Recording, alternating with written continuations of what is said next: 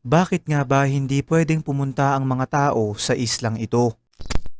Mga kaibigan, ito ay ang tinatawag na Ilha da Queimada Grande na mas kilala sa pangalang Snake Island na matatagpuan sa Brazil.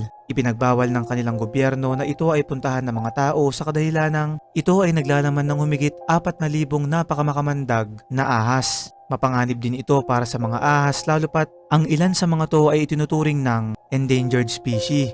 Ang tanging pwede lang pumunta dito ay ang Brazilian Navy at ilang mga scientist na pinag-aaralan yung lugar. Ayon naman sa ilang teorya, ang dahilan daw kung bakit maraming ahas sa isla na to ay dahil sinadya itong ilagay ng mga sinaunang pirata sa kanilang lugar dahil may binabantayan silang isang napakahalagang bagay o impormasyon dun sa isla na hindi pwedeng malaman ng publiko.